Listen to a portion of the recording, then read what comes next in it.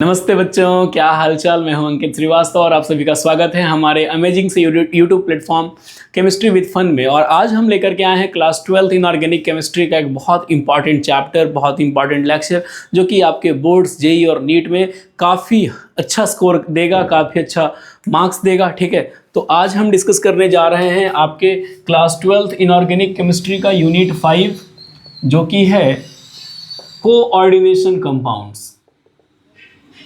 आप इसे coordination compound भी कह सकते हो या फिर इसे कॉम्प्लेक्स कंपाउंड्स भी कह सकते हो। ठीक है बच्चों, देखो ये जो कोऑर्डिनेशन कंपाउंड या कॉम्प्लेक्स कंपाउंड होता है, ये एक तरह का सॉल्ट है।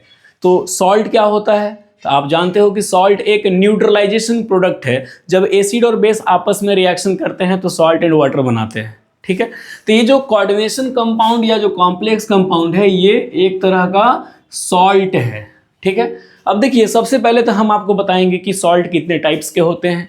इसके बाद ये जो कॉम्प्लेक्स कंपाउंड है ये किस टाइप का सॉल्ट है। ठीक है, इसके बारे में पहले डिस्कस कर लें। देखो बाबू, सॉल्ट को दो कैटेगरी में बांटा गया है। एक आपका होता है सिंपल सॉल्ट, और एक जो दूसरा वाला कैटेगरी है हम इसको कहते हैं एडिशनल कंपाउंड, या तो आप इसे एडिशन कंपाउंड बोलो या फिर एडिशन मोलिकुलर कंपाउंड भी कह सकते हो।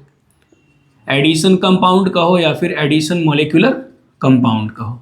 आखिर दोनों में क्या डिफरेंस है, मतलब ये सिंपल सॉल्ट क्या है और ये एडिशन मोलिकुलर कंपाउंड क्या है। तो याद रखना कि जो सिंपल सॉल्ट होते हैं इसमें सिर्फ एक तरह का केटायन और सिर्फ एक तरह का एनायन होता है। सिर्फ एक तरह का केटायन या फिर सिर्फ एक तरह का एनायन होता है। लेकिन ये जो एडिशनल मोलिकुलर कंपाउंड्स हैं बाबू, जिनको तुम एडिशन कंपाउंड कहते हो, इसमें डिफरेंट केटायंस हो सकते हैं। इसमें डिफरेंट केटायंस हो सकते हैं या डिफरेंट एनायंस भी हो सकता है। डिफरेंट टाइप्स ऑफ एनायंस भी हो सकता है, या फिर पॉसिबिलिटी है कि दोनों ही डिफरेंट हो। ठीक है, या फिर क्या पॉसिबिलिटी है कि दोनों ही डिफरेंट हो सकते हैं। तो डिफरेंट केटायन से बने होते हैं या डिफरेंट एनायन से बने होते हैं ये एडिशन कंपाउंड। अच्छा, ये जो सिंपल सॉल्ट होता है, ये सिंपल सॉल्ट जो होता है ये कंप्लीटली आयोनाइजेबल होता है। और ये एडिशन कंपाउंड को आगे चल के हम दो कैटेगरी में बांटेंगे। एक आपका हो जाएगा डबल सॉल्ट, वो भी दो कंपाउंड का कॉम्बिनेशन होता है, और एक होता है कॉम्प्लेक्स कंपाउंड, जिसको कि हम कॉम्प्लेक्स सॉल्ट भी कहते हैं। ठीक है, तो जैसे मान लो कि सिंपल सॉल्ट का एग्जांपल क्या हो जाएगा, NaCl। तो ये कैसे डिसोसिएट होता है, Na+Cl-। मान लो तुम्हारे पास MgCl2 है, तो ये कैसे डिसोसिएट करेगा, Mg2+2Cl-। ठीक है, और ये जो एडिशन कंपाउंड होते हैं बच्चों, इनको हम दो पार्ट में बांटते हैं एडिशन कंपाउंड को। एक आपका हो जाएगा डबल सॉल्ट और दूसरा वाला होता है कॉम्प्लेक्स कंपाउंड्स। ध्यान से समझिएगा, डबल सॉल्ट भी दो सिंपल सॉल्ट्स का कॉम्बिनेशन है, कॉम्प्लेक्स कंपाउंड भी दो या दो से अधिक सिंपल सॉल्ट्स का कॉम्बिनेशन है। ठीक है, मेनली तो दो ही होते हैं। ठीक है, तो आखिर इसमें और इसमें क्या डिफरेंस है, तो ये अगर आप इंट्रोडक्शन समझ गए होंगे तो हम इसके बाद फिर डबल सॉल्ट और कॉम्प्लेक्स कंपाउंड को डिस्कस करते हैं। चलो देखो क्या डिफरेंस है डबल सॉल्ट और कॉम्प्लेक्स कंपाउंड में।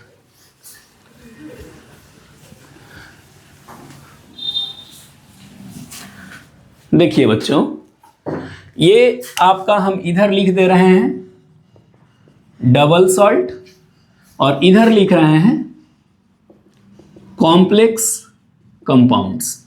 कॉम्प्लेक्स कंपाउंड कहो या कोऑर्डिनेशन कंपाउंड कहो। ठीक है, देखो डबल सॉल्ट का मतलब होता है कि कॉम्बिनेशन ऑफ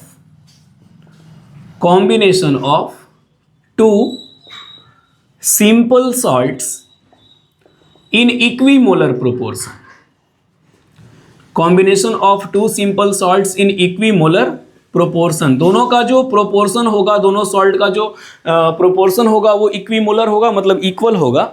और इसमें जो होते हैं ये भी आपके सिंपल सॉल्ट के कॉम्बिनेशन से बनता है।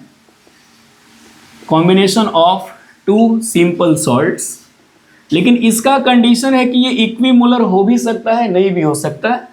तो विच मे और may not be इक्विमोलर। कहने का मतलब है कि बाबू ये दो सॉल्ट्स के इक्वल प्रोपोर्शन से बने भी हो सकते हैं, नहीं भी बने हो सकते हैं। ठीक है, अब इसका खासियत क्या है बाबू, ये जो डबल सॉल्ट है ये कंप्लीटली डिसोसिएट हो जाता है, ये कंप्लीटली डिसोसिएट होगा एक्वस मीडियम में, मतलब पानी में इसको डालोगे तो ये पूरी तरह से टूट जाएगा। हम सिंपली कह सकते हैं कि ये अपने आइडेंटिटी को पूरी तरह से खो देगा, लूजेज इट्स आइडेंटिटी, कंप्लीटली टूटेगा तो अपने आइडेंटिटी को पूरी तरह से खो देगा। लेकिन ये जो होते हैं ये कंप्लीटली डिसोसिएट होते ही नहीं है, तो यहाँ लिख देना डू नॉट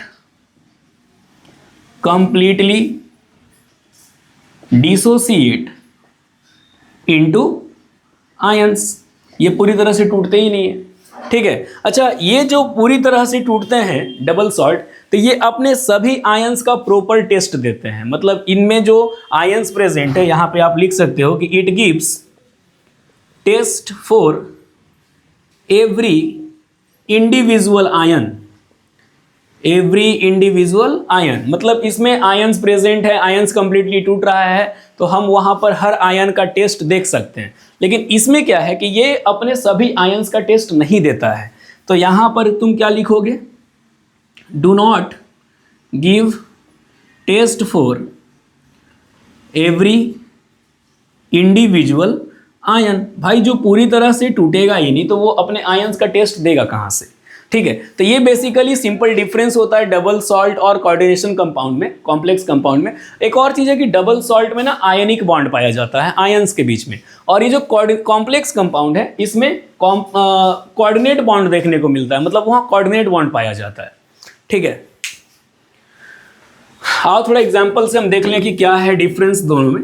ठीक है, जैसे अगर हम डबल सॉल्ट और कॉम्प्लेक्स कंपाउंड के एग्जाम्पल की बात करें तो डबल सॉल्ट का एग्जाम्पल तुम्हारे पास है पोटैश अलम, पोटैश अलम जिसको कि तुम फिटकरी कहते हो, जिसको कि आप फिटकरी भी कहते हो। तो इसका केमिकल फॉर्मूला होता है K2SO4.Al2SO4 3.24H2O। अब देखो ये जो सॉल्ट है ये कंप्लीटली आयोनाइजेबल है, ये पूरी तरह से टूटेगा। तो ये कैसे टूटेगा बाबू, तो देखो यहाँ पे ये टूटेगा 2K plus SO4 2 minus, aluminium टूटेगा 2Al 3 प्लस, और ये टूटेगा 3SO4 2 माइनस, मतलब ये कंप्लीटली आयोनाइज हो जाएंगे। पानी नहीं टूटता क्योंकि पानी एक कोवेलेंट कंपाउंड है, तो कोवेलेंट कंपाउंड के तोड़ने की बात हम नहीं कर रहे हैं, हम बात कर रहे हैं आयनिक कंपाउंड, मतलब इसमें जो आयंस प्रेजेंट है, जहां आयनिक बॉन्ड प्रेजेंट है वो कंपाउंड टूटेगा। लेकिन अगर डबल ये कॉम्प्लेक्स कंपाउंड की बात करें तो इसका एग्जाम्पल हम ले लेते हैं K4FeCN6। ये देखो ये एक तरह का कॉम्प्लेक्स कंपाउंड है जो कभी भी पूरी तरह से डिसोसिएट नहीं होता।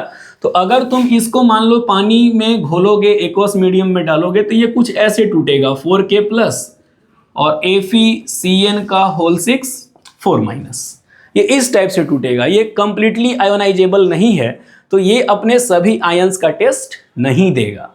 आई बात समझ में? ठीक है, तुम चाहो तो और भी एग्जाम्पल देख सकते हो, और भी एग्जाम्पल देख लो।